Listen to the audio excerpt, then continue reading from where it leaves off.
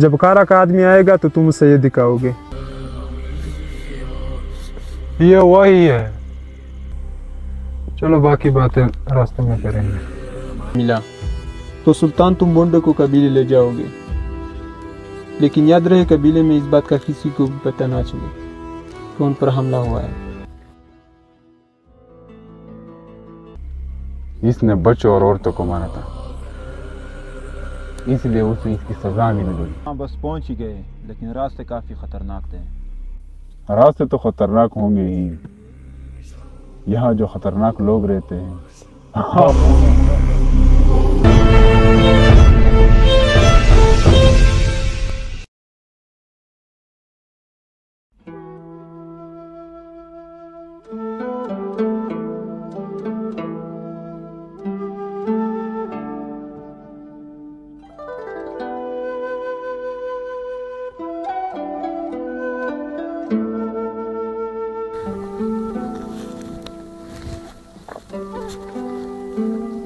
वाह सरदार, अब कुल्हाड़ी के बजाय हम तीर कमान से लड़ेंगे। जंग शुरू हो चुकी है और जंग जीतने के लिए हमें हथियारों की जरूरत होगी। आज से मैं भी आपके साथ जाऊं।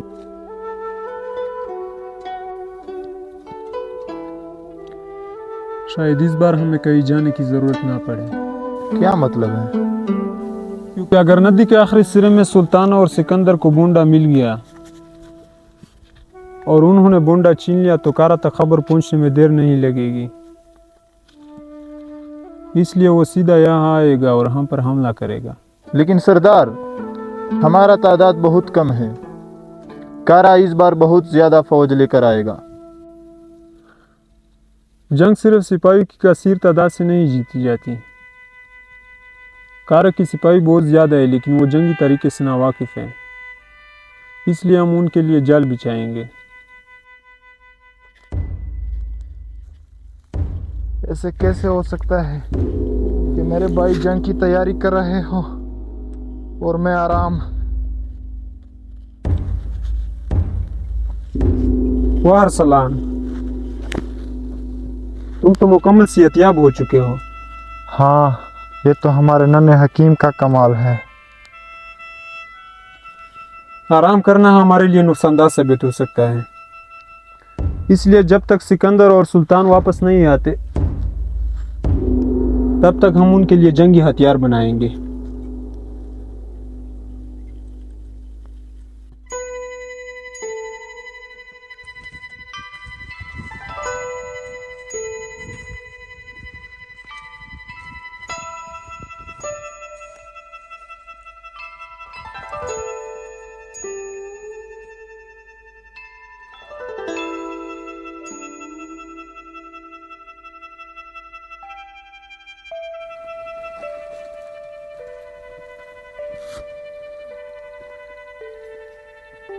ये तो दारक आदमी, ये अभी तक जिंदा है। हाँ, मैंने जिंदा छोड़ा इसे। मुझे लगा इसका जिंदा रहना हमारे लिए ज्यादा फायदेमंद होगा। यह शालमार का रिहायशी है, जरूर जंगी हथियार के बारे में जानता होगा। तो क्या ख्याल है तुम्हारा? दोस्त बनोगे या यूं ही सड़ते रहोगे यहाँ? दोस्त बनूंगा, लेकिन दोस्त बनने से पहले कुछ खाना चाहता हूँ। कल से भूखा रखा है आप लोगों ने। कुछ खिलाओ पिलाओ इसे।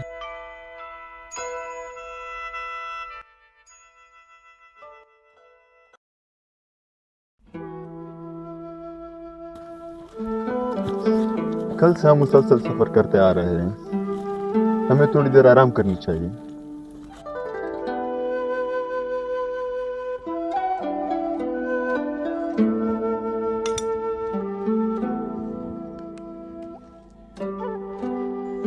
हम नदी के इस जगह पर हैं, यानी इसके तंग और आखिरी सिरे के बिल्कुल करीब। थोड़ी सी सफर की तो बात है। नदी के आखिरी सिरे तक जाते हैं। अगर बोंडा नहीं मिला तो वापस सरदार के पास है। अगर तुम नहीं थके तो मजीद सफर जारी रखते हैं। मैंने आपकी पेशानी पे थकावट की लहरें देखी, इसलिए यह मशवरा दिया। सच कहो, थकावट तो मुझे भी महसूस होती। लेकिन सफ़र करने में हमारी भलाई।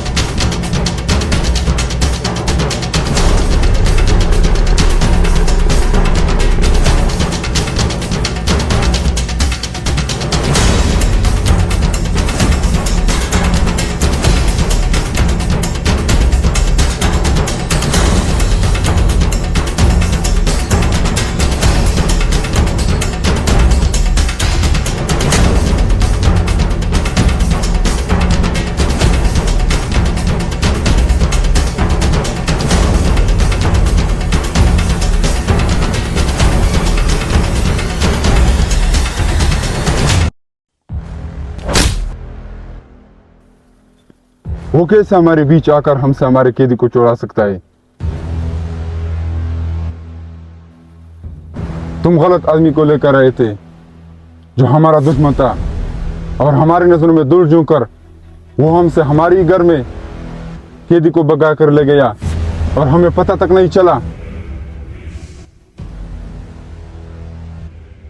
और ताज्जुब की बात तो ये है कि हमें उससे पहचानने में गलती कैसे हो सकती है।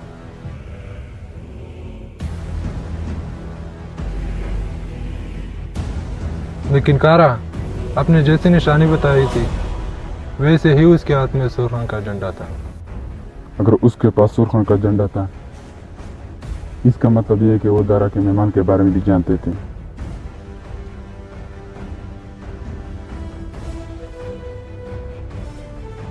मेहमान आ रहा है इसका पता तो सिर्फ हमें था, फिर उन्हें किस तरह पता चला?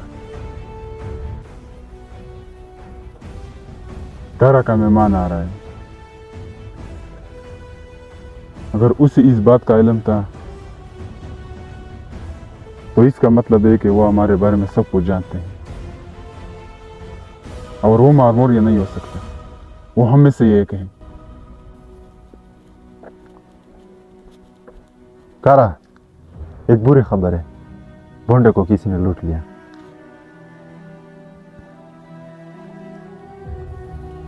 अगर वो भोंडे तक पहुंच गए तो इसका मतलब यह कि वो नक्शा भी इन लोगों के पास है और वो बगैर नक्शे के भोंडे तक नहीं पहुंच सकते।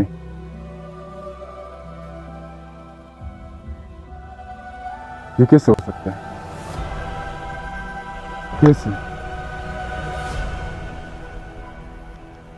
वो लंगड़ा गदार जिसके हाथ पांव तोड़े थे नहीं, वो ज्यादा देर तक सफर नहीं कर सकता। बतौर फौरन उनके पीछे जाओ और उसे वही जिंदा जलाओ।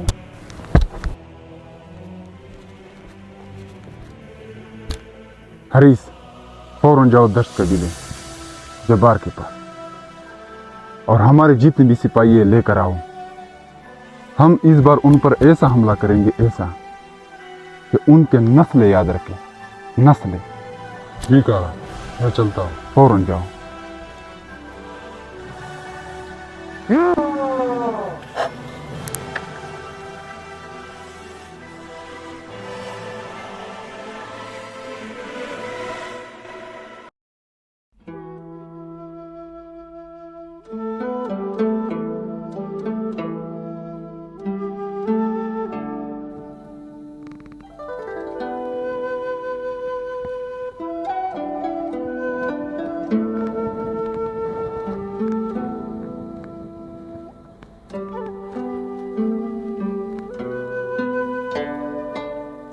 अल्लाह का लाख लाख शुक्र है कि हम दोबारा अपने पांव पर खड़े हो गए।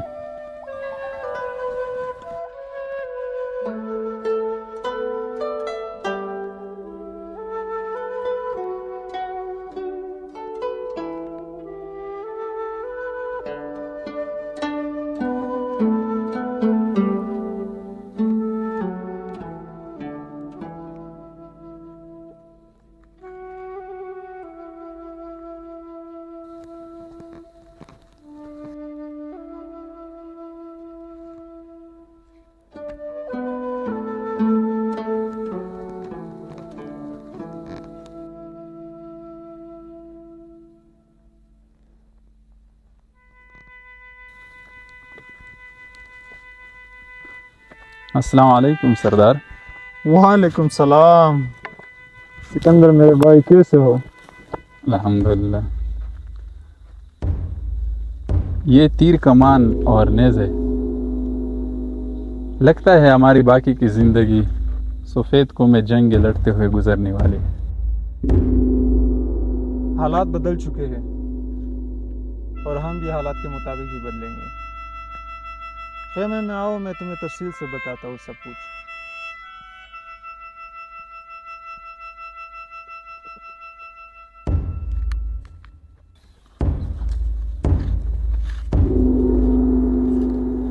तो बताओ सिकंदर मेरे भाई, कैसा रहा तुम्हारा सफ़र? जब से हम यहाँ से निकले हैं उस वक्त से अब तक हमने आराम नहीं किया। नक्शे के मुताबिक बोंडा बिल्कुल वही था, नदी के आखिरी सिरे पर। और सुल्तान? वो बोंडे के साथ कबीले के लिए रवाना हुआ। कितने सिपाही थे वहाँ? सिर्फ 2। सिर्फ 2? हाँ, मुझे भी ताज्जुब हुई, लेकिन वहाँ सिर्फ 2 सिपाही थे।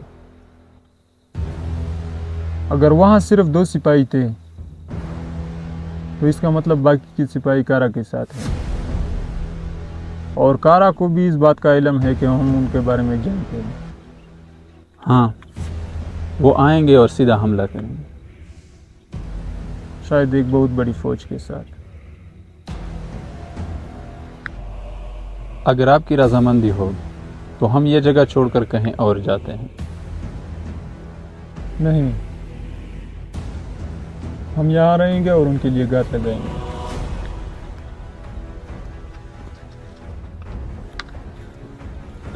सलाम भाई, माशाल्लाह आप तो मुकम्मल सेहतयाब हो चुके हो।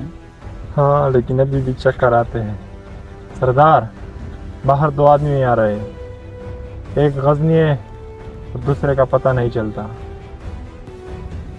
उमर और गजनी है। अगर गजनी ने उसके कैद से उमर को छुड़ाया है तो उसका मतलब कारा के सिपाही सीधा यहाँ हमला के लिए आएंगे। फौरन हमले की तैयारी शुरू करो।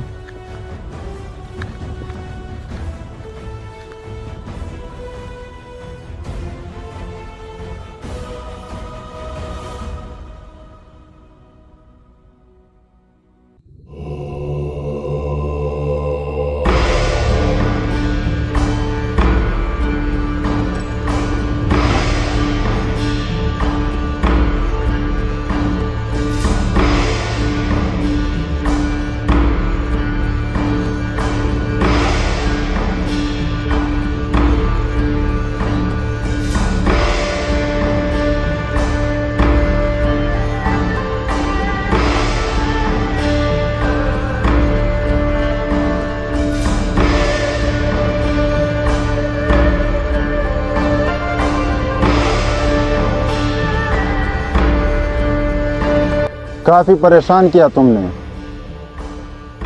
आज हम अपने सारी परेशानी दूर करेंगे। इतने दूर से आए हो तो हम भी मेहमान नवाजी में कसर नहीं छोड़ेंगे।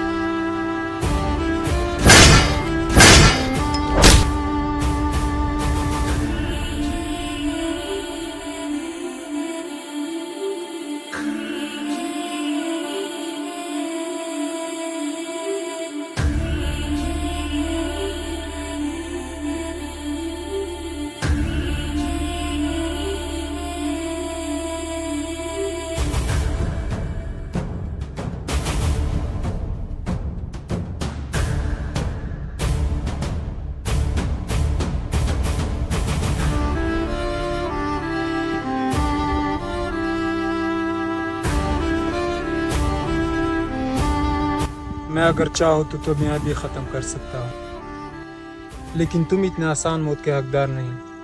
जाओ अपने मालिक के पास और उन्हें मेरा ये पैगाम देना। कब तक यूं ही कायरों की तरह पहाड़ों के पीछे छुपे रहोगे? अगर हिम्मत है तो खुले मैदान में हमारा मुकाबला करो, फिर देखते हैं कि किसका पलड़ा किस पर भारी पड़ता है। पहुंचा दो इसे अपने मालिक के पास।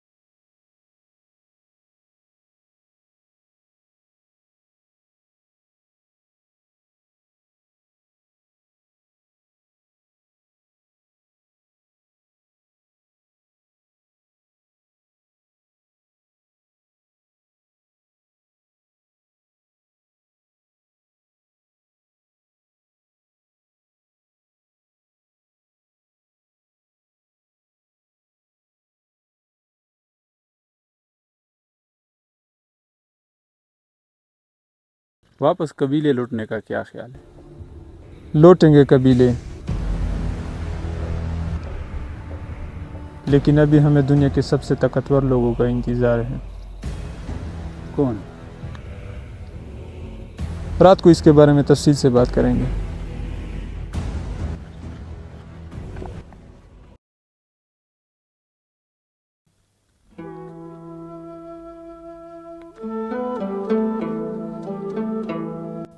अरसलान को कारा के ठिकाने पर नजर रखने के लिए भेजा था। हाँ, लेकिन वहां कोई नहीं था। शायद कारा भाग चुका है और हमें भी कबीले वापस लौटना चाहिए।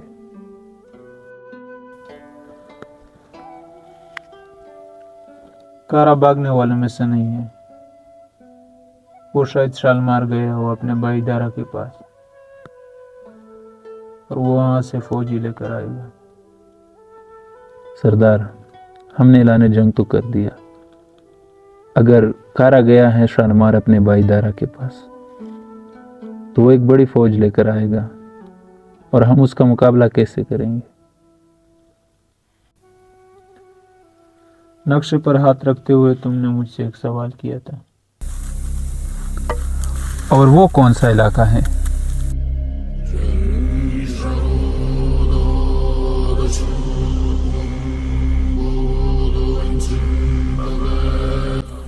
वो यहाँ से काफ़ी दूर है। मैंने बहुत सोचा और कई लोगों से मालूमात हासिल करने की कोशिश की, लेकिन अभी तक मुझे मालूम ना हो सका। वहाँ शायद वो कबीला रहता है, और अगर सच में वो कबीला वही है जिसके बारे में मेरे बाबा ने मुझे बताया था, तो वो शायद हमारी मदद भी कर ले। कौन सा कबीला? अभी नहीं, वक्त आने पर मैं खुद तुम्हें बताऊंगा। अब शायद उन्हें बुलाने का वक्त आ चुका है। मैं समझा नहीं सरदार, तुम किसकी बात कर रहे हैं? पख्तून कबाइल।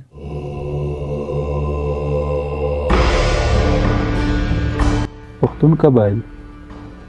लेकिन वो हमारी मदद करने के लिए क्यों आएंगे? एक जंग में मेरे बाप ने उनका साथ दिया था। उनके सरदार ने उनसे वादा किया और निशानी के तौर पर यह दिया। कहा, जब भी तुम्हें हमारी ज़रूरत पड़े हमारे कबीले सिर्फ ये निशानी भेज देना, हम आपकी मदद के लिए दिन रात हाजिर हैं। लेकिन क्या तुम्हें यकीन है कि वो बरसों पहले वादों को पूरा करने के लिए आएंगे? उनकी ज़बान पत्थर की लकीर समझी जाती है। वो वादे के पक्के और सच्चे लोग हैं, इसलिए मुझे पूरा यकीन है कि वो आएंगे, लश्कर और नकारों के साथ।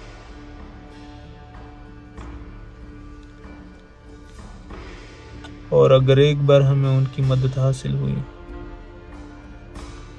तो समझो हम ये जंग जीत गए हैं। क्या वो कारा के फौजों का मुकाबला कर पाएंगे? कुछ कौमें दुनिया को फतह करने की सलाहियत रखती है, पख्तून भी उनमें से एक है। अगर वो इतने ताकतवर हैं तो अब तक इन इलाकों पर उनकी हुक्मरानी होनी चाहिए। सिर्फ ताकतवर और बहादुर होना काफी नहीं है। ताकत का सही इस्तेमाल और वसी सोच ही कौमों को कामयाब बनाती है, और सबसे जरूरी इत्तेफाक और इत्तेहाद। अपनी ही ताकत को अपनों के खिलाफ इस्तेमाल करोगे तो हमेशा गैरों का गुलाम रहोगे। अगर वो एक दूसरे के साथ जंग लड़ने में मसरूफ हैं तो फिर वो हम जैसे मजलूमों का साथ देने के लिए कैसे आएंगे? वक्त बदलने में देर नहीं लगती। अब वो एक हो चुके हैं, जालिम के खिलाफ और मजलूमों के साथ, इसलिए वो हमारी मदद के लिए जरूर आएंगे। मैं चाहता हूँ कि तुम उनके कबीले जाओ और उन तक ये पहुंचाओ। जैसे आपका हुक्म सरदार।